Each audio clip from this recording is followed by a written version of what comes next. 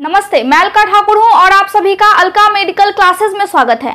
अगर आप एक महिला हैं और बार बार मां बनने की कोशिश करती हैं लेकिन आप हर बार फेल हो जाती है, आपकी कोशिशें फेल हो जाती है, तो ये लेक्चर आपके लिए बहुत ज़्यादा इंपॉर्टेंट है, क्योंकि इस लेक्चर में आप ये समझेंगे कि कोई भी प्रॉब्लम नहीं होने के बावजूद एक प्रॉब्लम है। और वो प्रॉब्लम कौन सी है? वो प्रॉब्लम होती है एंडोमेट्रियोसिस की। इसको हम क्या बोलते हैं? एंडोमेट्रियोसिस।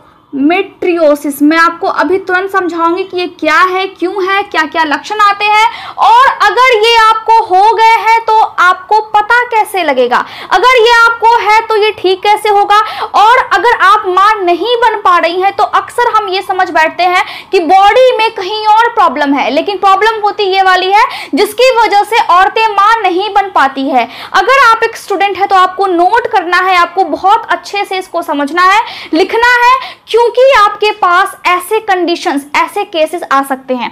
तो आज के लेक्चर में हम पढ़ने वाले हैं एंडोमेट्रियोसिस के बारे में। अब ये क्या है इसको हम तुरंत समझेंगे। एंडोमेट्रियोसिस, ठीक है। देखिए, अब एंडोमेट्रियोसिस क्या होती है, मैंने आपको पिछले सभी लेक्चर में क्या बताया है कि अगर एक महिला है तो उसके बॉडी में गर्भाशय होता है, मतलब यूट्रस होता है, इधर होता है यूट्राइन ट्यूब या फिर फैलोपियन ट्यूब होता है, ये मैं रफली बना रही हूँ। ये होती है ओवरी जिससे एग निकलता है, और ये एग यहाँ से निकलता है ओवरी में से, और यही एग फर्टिलाइज होता है। मेल के बॉडी में, एक पुरुष के बॉडी में स्पर्म बनते हैं और एक महिला के बॉडी में एग बनता है, मतलब समझिए आमतौर की भाषा में अंडा बनता है, ठीक है। और एग और स्पर्म जब मिल जाते हैं तब क्या बनता है? तब जाइगोट बन जाता है। क्या बनता है? जाइगोट। तो ये तो बहुत बाद की चीज हो गई, लेकिन यहाँ पे क्या होता है? जाइगोट फिर बड़ा होकर के एक बच्चे का रूप लेता है, फिटस का रूप लेता है, और यहाँ पे उसका ग्रोथ होते रहता है गर्भाशय में। लेकिन बहुत बार देखा गया है कि महिला को कोई प्रॉब्लम नहीं है, उसके हस्बैंड को कोई भी दिक्कत नहीं है, लेकिन तब भी वो मां नहीं बन पा रही है। पता ही नहीं लगता है कि आखिर वो मां क्यों नहीं बन पा रही है। उसको ये बिल्कुल नॉलेज नहीं होता है कि उसके बॉडी में ये सभी चीजें हो सकती है, एंडोमेट्रियोसिस की कंडीशन हो सकती है। जो गर्भाशय होती है एक महिला की, उसमें 3 परत होती है, मतलब जो लेयर्स होते हैं वो 3 होते हैं। पहला क्या होता है? पेरीमेट्रियम। जो पहला है उसको हम क्या बोलेंगे? पेरीमेट्रियम। बीच वाले को हम क्या बोलते हैं? मायोमेट्रियम। मैंने हमेशा आपको बताया है। और यूट्रस क्या होती है, इसके कितने लेयर्स होते हैं, यहां से जब एग निकलता है तो वो स्पर्म के साथ फर्टिलाइज कैसे करता है, बच्चे की ग्रोथ कैसे होती है, इन सभी का जो लेक्चर है वो यूट्यूब चैनल पे है मेरे, और आप जाकर के देख सकते हैं। एनाटॉमी और फिजियोलॉजी प्लेलिस्ट में आपको मिलेगा, ठीक है। तो यहाँ पे देखिए, मायोमेट्रियम हो गया। तीसरा क्या है? एंडोमेट्रियम। देखिए, मैंने आपको क्या बोला कि 3 परत होती है, 3 लेयर होती है। सबसे बाहर वाली को हम पेरीमेट्रियम बोलते हैं, बीच वाली को हम मायोमेट्रियम बोलते हैं, और सबसे अंदर वाली को, इसके सबसे अंदर वाली परत को, जो कि काफी मोटी होती है और जब बच्चे का विकास होता है तो इसी वाली परत में होता है, ठीक है। इसमें ही जाकर के ये जाइगोट, मतलब एक तरह से इम्प्लांट होता है, उसमें ही जाकर के बच्चे की ग्रोथ होती है। तो ये जो एंडोमेट्रियम है वो सबसे अंदर वाली परत होती है गर्भाशय की। और ये जो एंडोमेट्रियम है ये क्या होती है? जब भी एक महिला को पीरियड्स आते हैं तो यही एंडोमेट्रियम टूट करके इसके जो खून की नलियां है, इसमें जो खून की नलियां होती है वो फिर टूटने लगती है। इसकी जो परत होती है, जो टिश्यू होती है, वो फिर टूट करके और फिर वेजाइना के माध्यम से ब्लड के रूप में बाहर आती है। और कभी कभी आपने नोटिस किया होगा कि एक लाल कलर का थक्का टाइप का आता है, मतलब क्लॉटिंग टाइप की आती है। ऐसा लगता है जैसे वो ब्लड की क्लॉटिंग हो, लेकिन नहीं, वो यहाँ पे इस टिश्यू की क्लॉटिंग होती है, ठीक है। तो वो टूट टूट करके बाहर आती है, एक महिला के बॉडी से हर महीने आती है, ठीक है। तो इसका काम ये है कि मेंस्ट्रुअल साइकिल के दौरान ये जो एंडोमेट्रियम है ये फिर टूट जाते हैं। अब हमने इतना समझ लिया। हमने क्या समझा? 3 परत होती है। सबसे अंदर वाली परत माहवारी के दौरान क्या होती है? टूट करके बाहर निकल जाती है, या फिर उस ब्लड में से के साथ वो धीरे धीरे करके बाहर निकलती है, ठीक है। अब यहाँ पे होता क्या है? एंडोमेट्रियोसिस में क्या चीज होती है? यहाँ पे ये चीज होती है कि जैसे ये वाली परत है, अंदर वाली परत के जैसी ही परत, उसके जैसी, ये नहीं, उसकी जैसी परत यहाँ पे ओवरी के पास, यहाँ पे फैलोपियन ट्यूब के पास, यहाँ पे गर्भाशय के ऊपर वाली परत के ऊपर आने लगती है। जैसे हमारे फेस में क्या है, ये मोल है, ये मस्सा है, वैसे ही क्या होती है, वैसे ही इस इसकी जैसी परत सभी जगह पे ऊपर से गर्भाशय के ऊपर आने लगती है, यहाँ पे ट्यूब के पास आने लगती है, ओवरी के पास आने लगती है। तो ये क्या है, ये एंडोमेट्रियम नहीं है, अंदर वाली परत नहीं है, लेकिन उसकी जैसी परत है जो कि अपना काम भी बिल्कुल इसके तरह ही करती है। पीरियड्स के दौरान ये वाली परत भी टूटने लगती है, जैसे कि अंदर वाली परत एंडोमेट्रियम टूटती है। इसीलिए हम इस वाली परत को क्या बोलते हैं, एंडोमेट्रियल लाइक सेल्स, मतलब ऐसी कोशिका जो गर्भाशय के अंदर वाली परत एंडोमेट्रियम की जैसी है, वो ऊपर वाली परत पे, पेरीमेट्रियम पे, फैलोपियन ट्यूब पे, ओवरी पे आने लगी है। उस कंडीशन को, उस स्थिति को हम क्या बोलेंगे, उस स्थिति को हम बोलेंगे एंडोमेट्रियोसिस। अब होता क्या है, यहाँ पे एक सिस्टम है कि सबसे अंदर वाली परत जब टूटती है माहवारी के दौरान, तब टूट करके वो वजाइना के माध्यम से बाहर आती है। तो ये भगवान ने एक रास्ता बनाया, ये नॉर्मल चीज होती है, ये बिल्कुल नॉर्मल है, इसके लिए रास्ता बना हुआ है कि ये वजाइना से बाहर आ जाएगी। लेकिन ये जो परत है जो कि एंडोमेट्रियल लाइक सेल्स है, वैसी कोशिका जो अचानक से वहां पे उसका ग्रोथ हो गया है इसके ऊपर वाली परत पे, ये इसके मेंस्ट्रुअल साइकिल के दौरान टूट तो जाती है, लेकिन इसको बॉडी से बाहर निकलने के लिए कोई रास्ता नहीं बना हुआ है। क्यों? क्योंकि ये एबनॉर्मली इसकी ग्रोथ हो गई है, ये अचानक से बनने लगा है बॉडी में, ठीक है, बॉडी में कुछ गड़बड़ हुई है तभी ये बनने लगा है, तो इसके लिए कोई रास्ता नहीं होता है। तो जब ये टूटती है तो ये फंस जाती है, जिसके कारण क्या होता है कि ये बॉडी में ही रहती है, बॉडी में ही फिर ये रहती है और फंस जाती है, एक तरह से ट्रैप्ड हो जाती है, जैसे बोलते हैं जाल में फंसा देना, वैसे ही ट्रैप्ड हो जाती है, जिसके कारण यहाँ पे क्या होता है, कमर के पास एक महिला को बहुत तेज दर्द होता है। जब उसको पीरियड्स आते हैं तो उसको बहुत पेनफुल पीरियड्स होते हैं, जिसको हम क्या बोलते हैं, पेनफुल पीरियड को डिसमेनोरिया, ठीक है। अगर बहुत तेज दर्द होता है माहवारी के दौरान तब हम मेडिकली बोलते हैं डिसमेनोरिया, ठीक है। तो ये सभी क्या है, ये सभी लक्षण है, किसके लक्षण है, एंडोमेट्रियोसिस के लक्षण है। तो अगर कोई आपसे पूछे कि एंडोमेट्रियोसिस के सिम्टम्स क्या क्या होते हैं, तो हम क्या बोलेंगे, क्योंकि प्रॉब्लम गर्भाशय में है तो हम अपना थोड़ा कॉमन सेंस लगा सकते हैं कि गर्भाशय कहाँ है, नाभि के नीचे होती है। अब जो रिप्रोडक्टिव पार्ट्स होते हैं वहां के वो क्या है, कमर के आसपास होती है, गर्भाशय बीच में होती है और यहां से हमारा दोनों साइड से कमर होता है, ठीक है। तो क्या होगा, कमर के पास दर्द होगा, जब वो सेक्स करेगी तब उसको दर्द होगा, बहुत पेनफुल वो कंडीशन होती है, तो हम क्या लिख सकते हैं, पेन ड्यूरिंग सेक्स, ठीक है। जब उसको पीरियड्स होंगे तो उसको बहुत तेज दर्द होगा, जिसको हमने बोला मेडिकल टर्म में डिसमेनोरिया। इसके अलावा क्या हो सकता है, जब वो बॉवेल मूवमेंट जब उसके बॉडी में होगी, इसका मतलब है कि जब वो मल त्याग करेगी तब भी उसको दर्द होगा। क्यों? क्योंकि कमर पे जोर लग रहा है, कमर के पास यहाँ प्रॉब्लम है और इसको दर्द हो रहा है, इसीलिए उसको या तो कॉन्स्टिपेशन हो सकता है, कब्ज की समस्या हो सकती है, या फिर मल त्याग करने के टाइम में उसको बहुत तेज दर्द हो सकता है। ये सभी चीजें हो सकती है। इसके अलावा क्या हो सकता है, इसके अलावा उसको उल्टी करने का मन हो सकता है, वो महिला मां नहीं बन पाती है। बहुत सारी ऐसी महिला है जिसमें अगर इसकी सीवियर कंडीशन हो जाए, इसकी जो स्टेजेस है वो ज्यादा हो जाए, गंभीर हो जाए, बहुत लंबे समय से किसी महिला को ये प्रॉब्लम है, तो उसको पता नहीं लगेगा, लेकिन वो मां नहीं बन पाएगी क्योंकि उसके बॉडी में ये प्रॉब्लम है। जब बच्चा यूट्रस में बड़ा होता है तो इसका मतलब क्या है कि जब स्पर्म और जब यहाँ पे क्या होते हैं, अगर ये गर्भाशय है, देखिए, ठीक है, गर्भाशय है ये, तो क्या होता है, स्पर्म यहाँ पे वजाइना के माध्यम से आता है ऊपर और फिर ये फैलोपियन ट्यूब से ये जो एग होता है वो निकल करके फिर यहाँ पे दोनों फर्टिलाइज होते हैं, दोनों क्या करते हैं, मिलते हैं वहां पे। तो जब यहाँ पे एबनॉर्मली जब ग्रोथ हो जाएगी एंडोमेट्रियल लाइक सेल्स की, तो क्या होगा, वो नहीं बन पाएगा, वो नहीं आपस में मिल पाएगा। क्यों? क्योंकि यहाँ पे क्या हो गई, ग्रोथ हो गई, जिससे कि ये दोनों आपस में मिल ही नहीं पाएंगे, रास्ता ही ब्लॉक हो जाएगा, ये जो एग है ये यहाँ तक आ ही नहीं पाएगा। इसका मतलब क्या है कि वहां पे ब्लॉकेज की संभावना हो गई है, ब्लॉकेज की कंडीशन हो गई है, जिसकी वजह से वो औरत मां नहीं बन पा रही है। बहुत सारे केसेस में हम ये समझ बैठते हैं कि उसको आईबीएस है। आईबीएस का मतलब क्या होता है, इरिटेबल बॉवेल सिंड्रोम होता है। और ये क्या होती है, क्यों होती है, इसका लक्षण क्या होता है, ऑलरेडी मैंने इसके ऊपर डिटेल से लेक्चर लिया है, तो आप जाकर के उस लेक्चर को देखें और नोट्स बनाएं, ठीक है। तो मैंने क्या बोला कि इसके अलावा क्या हो सकता है, उसको उल्टी करने का मन हो सकता है, कॉन्स्टिपेशन हो सकता है, या फिर उसको वॉमिटिंग हो सकता है। इसके अलावा मां बनने में उसको बहुत दिक्कत हो सकती है।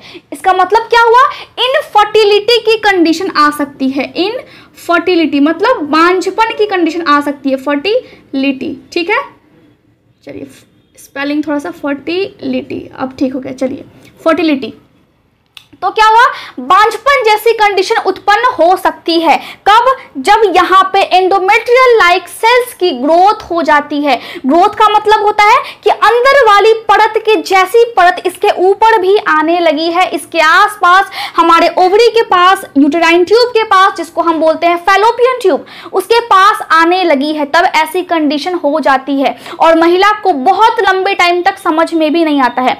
अगर इसके ऊपर जो भी चीजें आ रही है, एंडोमेट्रियल लाइक सेल्स आ रही है, तो अगर उसकी संख्या कम है, ग्रोथ कम है, ज्यादा वो पूरे पे हावी नहीं हो रखी है, ज्यादा कंडीशन खराब नहीं है, तो वो मां बन सकती है। लेकिन अगर लंबे समय से है, सीवियर है और बहुत ज्यादा यहाँ पे ग्रोथ हो गई है, तो मां बनने में बहुत ज्यादा दिक्कत होती है, या फिर पूरा बांझपन की कंडीशन आ जाती है। तो ये बात आपको ध्यान रखना है कि अगर माइल्ड सिचुएशन है, माइल्ड कंडीशन है, माइल्ड मतलब अगर थोड़ा सा प्रॉब्लम है तो ठीक है, मां बन सकती है। लेकिन अगर ज्यादा ग्रोथ हो गई है उसकी, तो वो मां नहीं बन पाएगी। तो इन सभी को हम क्या करते हैं, इन सभी को हम लक्षण के अंडर रखते हैं। क्योंकि क्या है, अगर बॉडी में कुछ प्रॉब्लम है और हमें फील होता है, तो वो क्या है, वो लक्षण है। अगर हमारे कमर में दर्द होता है, तो वो क्या है, वो एक लक्षण है। अगर हमें मल त्याग करने में दिक्कत होता है, दर्द होता है, तो वो क्या है, वो एक लक्षण है।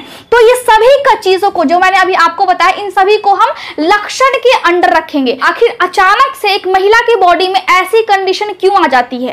अब कारण क्या है, एग्जैक्ट कारण क्या है, इसकी कोई जानकारी नहीं है, लेकिन कुछ ऐसी चीजें हैं जिसकी वजह से ऐसी कंडीशन, ऐसी स्थिति यानी कि एंडोमेट्रियोसिस की स्थिति बन जाती है। पहला क्या है, पहला है रेट्रोग्रेड। अब यहां पे मैं लिख दूं कॉजेस। कॉजेस का मतलब होता है कारण, और आपको कोई भी डिजीज लिखना है, कोई भी बीमारी बताना है, तो पहले डेफिनेशन, फिर उसके कारण लिखना है, लक्षण लिखना है, और साथ ही क्या मैनेजमेंट होती है, डायग्नोसिस कैसे कर सकते हैं, पता कैसे लगता है कि वो डिजीज आपको है या फिर आपके पेशेंट को है, उन सभी चीजों के बारे में हम लिखते हैं। इसके अलावा हम पैथोफिजियोलॉजी को भी लिखते हैं। इसका मतलब होता है कि बॉडी में पहले क्या चीजें हुई, क्या एबनॉर्मल चीज हुई, उसके बाद धीरे धीरे आदमी की स्थिति कैसी बनती चली गई, उसकी हालत कैसी होती चली गई, और लास्ट में उसकी जो ऑर्गन है जहां पे वो डिजीज है, या फिर कोई भी अगर वायरस या फिर कोई बैक्टीरिया उस अंग को अफेक्ट कर रहा है, तो वो कैसे अफेक्ट कर गया, और लास्ट में उसकी पोजीशन क्या है जब वो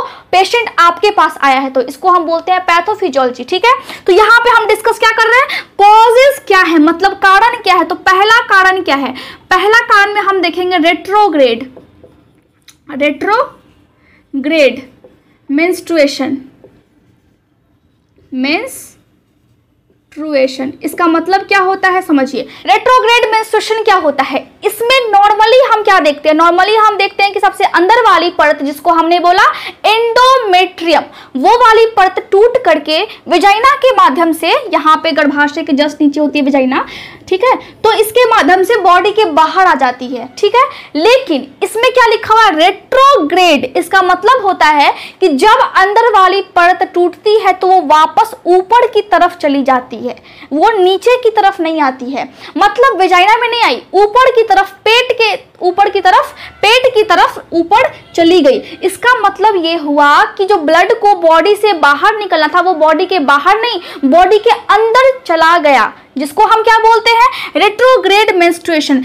अब जब ऐसा होता है उस टाइम में यहाँ पे एबनॉर्मली सेल्स की डेवलपमेंट होने लगती है, जिसको हमने क्या बोला, एंडोमेट्रियल लाइक सेल, क्योंकि एंडोमेट्रियम के जैसी वो कोशिका होती है जो कि सारे परत के ऊपर आने लगी है। पहला कारण ये है, लेकिन एग्जैक्ट कारण क्या है ये नहीं पता है। मतलब क्या है कि अगर हम बोले कि इस वजह से ये होती है, इस वजह से ये बीमारी होती है, तो ऐसा नहीं बोल सकते हैं, लेकिन कुछ कारण है जिसकी वजह से ये प्रॉब्लम एक महिला में हो जाती है। तो पहला मैंने क्या बोला, रेट्रोग्रेड मेंस्ट्रुएशन। दूसरा मैंने क्या बोला, दूसरा क्या है, ट्रांसफॉर्मेशन।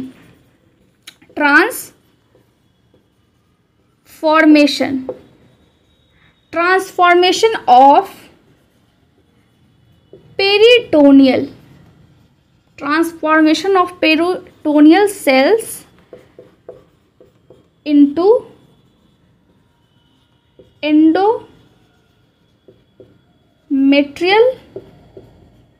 Like cells. अब इसका मतलब क्या है? इसका मतलब है कि जैसे आप जानते हैं कि हमारे बॉडी में क्या है, हमारे बॉडी में ऊपर में फेफड़ा है, यहाँ पे कलेजा के पास, ठीक है, उसके नीचे हमारा आता है पेट, उसके नीचे हमारी आती है पैनक्रियाज, उसके बगल में आता है लीवर, फिर नीचे आता है बड़ी आंत, फिर छोटी आंत, ठीक है। तो ये सभी क्या है? ये सभी पूरे बॉडी का एक सिस्टम है। अब एक सिस्टम कैसे है? ये हुई हमारी आहार नली, ये हो गया पेट, यहाँ पे हो गई पैनक्रिया, यहाँ पे हो गया हमारा लीवर, ठीक है, बाहर में बड़ी आंत और अंदर में छोटी आंत, ठीक है। तो इस तरह की सिस्टम बनी हुई है। अब जब ये सिस्टम है तो इसके ऊपर से, इस पूरे यहाँ से डाइजेस्टिव सिस्टम के इसके ऊपर से पतली सी एक झिल्ली है, मतलब एक पतली सी परत है, एकदम पतली सी झिल्ली है, जिसको हम क्या बोलते हैं? मेम्ब्रेन बोलते हैं। और उस मेम्ब्रेन को, मेम्ब्रेन का मतलब होता है हिंदी में झिल्ली, ठीक है, तो हिंदी में हम बोलेंगे झिल्ली और इंग्लिश में हम बोलेंगे मेम्ब्रेन। तो इसका नाम क्या है? जैसे मेरा नाम अलका है, आपका नाम भी कुछ होगा, तो इसका नाम क्या है? इसका नाम है peritoneal, peritoneal cells, peritoneal cells, ठीक है। तो पेरिटोनियल लेयर से मिलकर के बनी हुई है, पेरिटोनियल सेल से मिलकर के ये पेरिटोनियल लेयर बनी हुई है, तो हम इसको बोलते हैं पेरिटोनियल सेल्स। तो ये जो सभी कोशिका होती है, पतली सी मेम्ब्रेन है, इसके बीच में कोशिका होती है, हर चीज कोशिका की ही बनी है हमारे बॉडी में। तो यहाँ पे ये जो कोशिका है, जो पूरे हमारे पेट को, हमारे लीवर को, हमारे पैनक्रियाज को, हमारी छोटी आंत को, हमारी बड़ी आंत को अच्छे से ढक करके रखा हुआ है, वो कैसा हो जाता है? वो एंडोमेट्रियल लाइक सेल जैसा हो जाता है। इसका क्या मतलब है? इसका मतलब है कि गर्भाशय के अंदर वाली जैसी दीवार है, बिल्कुल वैसी चीज में, बिल्कुल वैसी कोशिका में ये बाहर वाली कोशिका भी, ये बाहर वाली परत भी बदल जाती है। तो हम बोल सकते हैं कि इस कारण की वजह से गर्भाशय में ये प्रॉब्लम हो जाती है, बॉडी में कुछ गड़बड़ी हो जाता है, तब ऐसा कंडीशन आता है, ठीक है। तीसरा कारण क्या है? अगर हम देखें तो सर्जरी। सर्जरी कैसे? अगर मान लीजिए कि गर्भाशय की सर्जरी हुई है और उस टाइम में नाभि के नीचे एक थोड़ा सा कट करके कुछ सर्जरी की गई है महिला की, ठीक है, उसको हम बोलते हैं सी सेक्शन। तो जब सर्जरी की जाती है तो उस टाइम में क्या होता है कि अगर गर्भाशय की जो दीवार होती है अंदर वाली, वो अगर उस कट में, जहां पे कट लगा हुआ है, उसके अंदर वाली परत पे चिपक जाए, ठीक है, या फिर वहां पे क्या हो जाए, सर्जरी जब होती है अगर गर्भाशय निकाल भी देते हैं तो क्या होता है कि अगर वहां पे चिपक जाए जहां पे कट लगा हुआ है, तो उसकी वजह से यहाँ पे एक्स्ट्रा ग्रोथ होने लगता है। तो सर्जरी की वजह से भी कभी कभी एक्स्ट्रा ग्रोथ होने लगता है, ठीक है।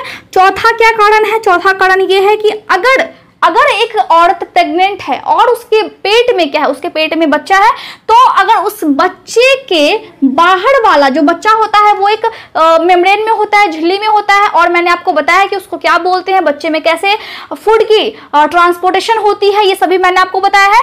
तो अगर गर्भाशय में बच्चा पल रहा है तो हम उसको क्या बोलेंगे? उसको हम बोलेंगे एम्ब्रियो बोलेंगे।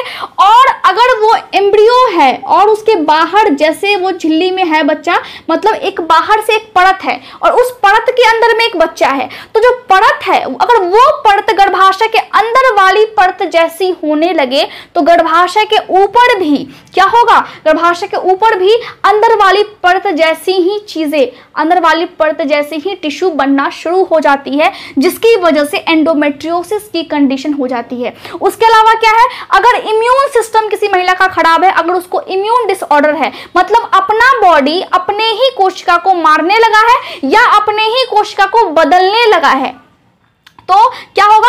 तब भी गर्भाशय में ऐसी प्रॉब्लम आ जाएगी, क्योंकि उसका बॉडी उसकी सभी कोशिका को पहचान नहीं रहा है, क्योंकि उसके बॉडी में या तो हार्मोन की डिस्टर्बेंस है या फिर उसके बॉडी में क्या है, उसके बॉडी का इम्यून सिस्टम खराब हो गया है। तो ये सभी क्या है? ये सभी कारण है। अगर किसी महिला में ये सभी चीजें होती है, उसकी वजह से एंडोमेट्रियल लाइक सेल्स यहाँ पे डेवलप हो सकती है, ठीक है। ये आपको समझ में आ गया? लक्षण बताए मैंने, अब मैंने कारण भी आपको बता दिए। अब देखिए, अब हम देखेंगे कि ये किन महिलाओं में संभावना रहती है कि उनमें ज्यादा हो जाए। देखिए, जिस महिला को पीरियड्स बहुत जल्दी जल्दी आते हैं, इसका मतलब क्या है कि एक महीना पर नहीं, बिल्कुल 25 दिन 20 दिन पे ही वापस से पीरियड्स आ गया, उसके बॉडी में ये चीजें होने की संभावना बहुत ज्यादा होती है। अगर किसी महिला की पीरियड्स 7 दिन से ज्यादा तक रहती है, मतलब 7 दिन से ज्यादा अगर उसको पीरियड्स आते रहते हैं और हेवी ब्लीडिंग है, पेनफुल ब्लीडिंग है, बहुत ज्यादा ब्लड आ रहा है तो विजाइना के माध्यम से, तो उस टाइम में भी ऐसी कंडीशन हो सकती है, ठीक है। एक तो हो सकता है कि अगर उसके फैमिली में किसी को है, उसकी मम्मी को है, उसकी बहन को है, तो उसके बॉडी में भी ये चीजें होने की संभावना बहुत ज्यादा बनी रहती है। तो क्या करना है, तो आपको बहुत अच्छे से अपना ख्याल रखना है, ठीक है। तो मैंने आपको क्या बताया, मैंने आपको बताया रिस्क फैक्टर। अब रिस्क फैक्टर का मतलब क्या होता है कि ऐसी चीजें जिसकी वजह से कोई भी डिजीज होने की संभावना बहुत ज्यादा होती है। तो मैंने आपको अभी तक एंडोमेट्रियोसिस में 3 चीज बताया है। पहला क्या, सबसे पहला मैंने आपको डेफिनेशन दिया कि एंडोमेट्रियोसिस क्या होता है। दूसरा मैंने आपको बताया कि इसके लक्षण क्या होते हैं, कमर के पास दर्द होता है, मैंने वो वाला आपको बताया था। तीसरा मैंने बताया आपको कारण में भी मैंने बहुत सारा कारण बताया है। उसके बाद मैंने आपको बताया रिस्क फैक्टर, मतलब संभावना बहुत ज्यादा किसको रहती है, उसको हम बोलते हैं रिस्क फैक्टर। तो आपको हेडिंग देना है, पहले डेफिनेशन, फिर सिम्टम्स, फिर कॉजेज, फिर रिस्क फैक्टर। मतलब हमने 4 चीजें अभी पढ़ ली है। अब देखिए कॉम्प्लिकेशंस क्या क्या आते हैं। कॉम्प्लिकेशन का मतलब होता है कि अगर किसी महिला को ये चीजें हो गई है, उसके बॉडी में ये चीज आ गई है, ये डिजीज उसको हो गई है, तो दिक्कत क्या क्या होगी। दिक्कत मतलब कॉम्प्लिकेशंस क्या क्या होगी, मतलब 5वां पॉइंट अभी हम पढ़ रहे हैं।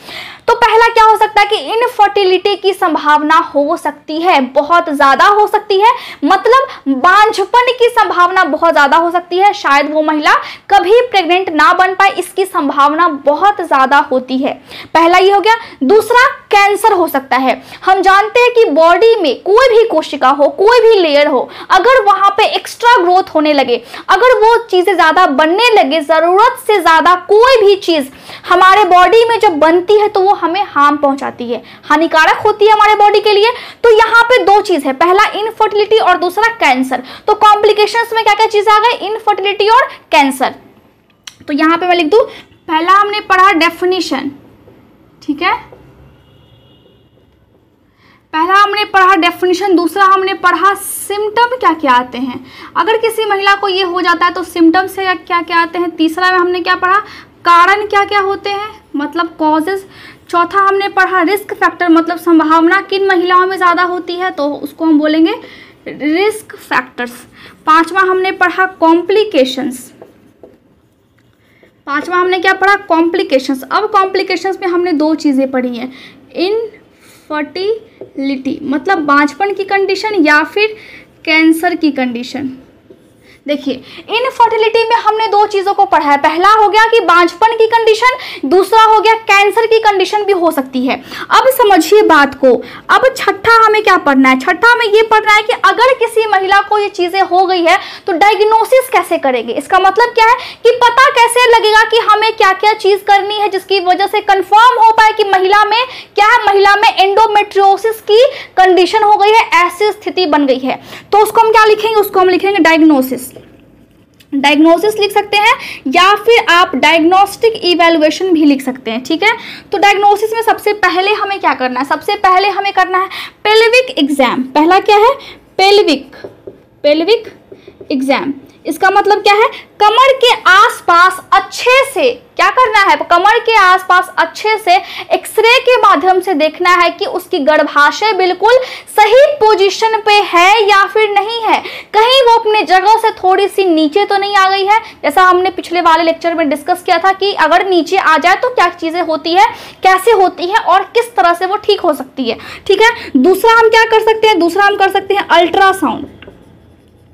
अल्ट्रासाउंड के माध्यम से हम चेक कर सकते हैं। तीसरा हम क्या कर सकते हैं, MRI, मतलब फुल फॉर्म क्या होता है, magnetic resonance imaging test, MRI का, ठीक है, उसके माध्यम से हम चेक कर सकते हैं। चौथा क्या होता है, चौथा हम देख सकते हैं किस माध्यम से, लैप्रोस्कोपी। लैप्रोस्कोपिक का मतलब क्या हो गया, सर्जरी।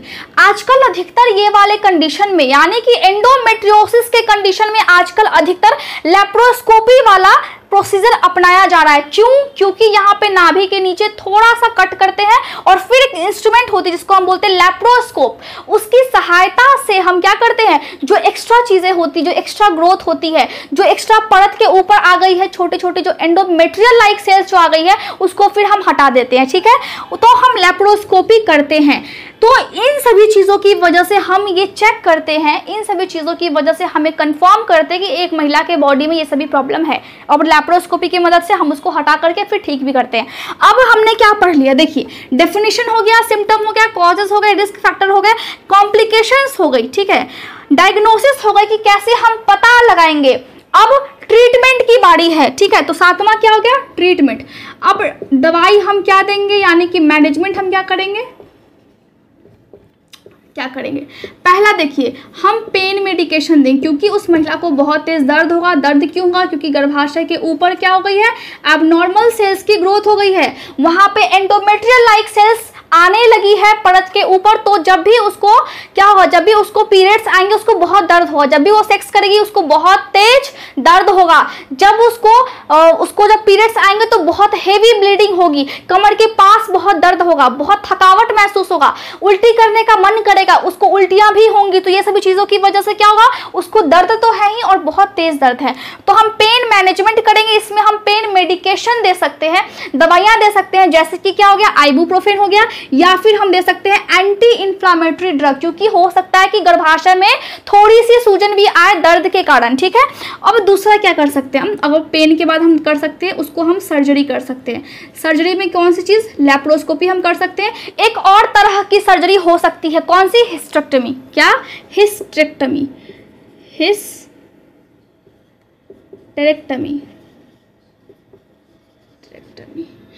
जिसमें गर्भाशय को पूरा निकाल के जाता है। या फिर एक और सर्जरी होती है जिसमें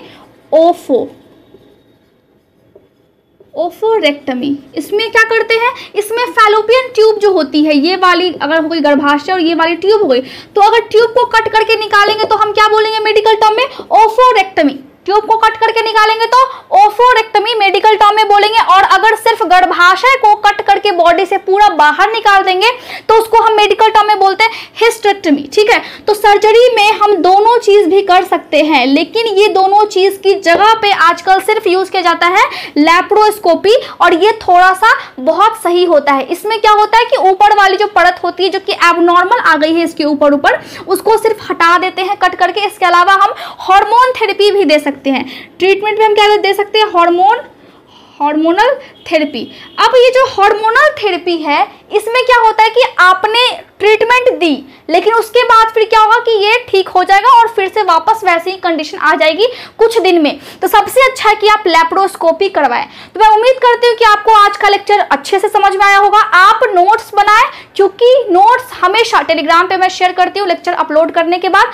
thank you so much for watching my video. कोई भी डाउट होता है तो आप कमेंट कर सकते हैं, क्वेश्चंस पूछ सकते हैं, इंस्टाग्राम पे आप मैसेज कर सकते हैं। Thank you so much.